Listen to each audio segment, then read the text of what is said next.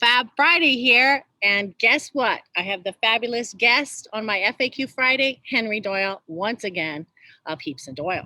Pleasure to be here. Thank you for having me. Yes, I'm so happy you're here. And we're outside on my rooftop deck. Yes, we are. And we're discussing some important conversations regarding these FAQs that I've had, Henry. Okay. So here is my FAQ for you. I am going to sell my practice, and I'm wondering if the transition, me staying on, makes a difference to the overall production / transition with me and the purchaser.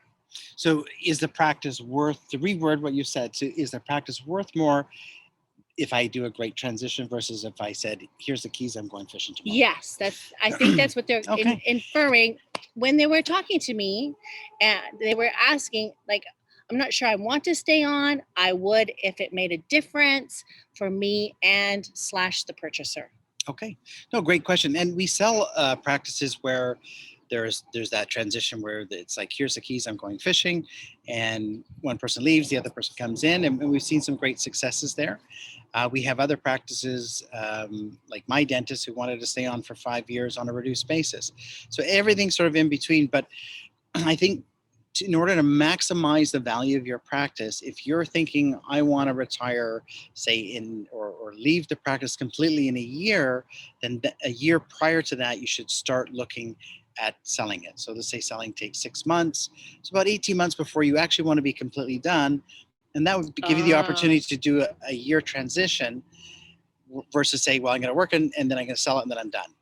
And, that makes sense. And a lot of purchasers, and the reason for this is that, you've built up an amazing, team and patient and loyalty, which is part of your goodwill. Mm-hmm. So any sort of transition that we do in any sort of capacity increases the chance of that goodwill transferring to the new owner. Right. And so makes sense. So the longer period of time you do that, it's going to add a lot of value. And and the other thing is, you want to make sure that the practice has the capacity to have 2 people there, right? And B, sometimes the smaller ones don't, right? Some of so a smaller practice, there may not be enough work for both of you on that side of things. But if the practice has enough capacity to do that, then it's a great way to do it. You also know it's easier on your staff and on your patients to do some sort of transition. I'd say like 3 months to a year, and some people like to do 2 to 5 years, but all depends on what your comfort level is. But really pick the right fit of the person who's got a similar philosophy of the practice. Yeah, that would make sense. So that it's smooth for everybody. Yeah. Does that answer your question? It does, and fabulously on our FAQ Friday. So I just want to say cheers. It's happy hour here. Cheers. And thanks for joining HD Dental Coaching. I'm LeeAnn Shipwick. Carly will be back with me. And this is Henry Doyle.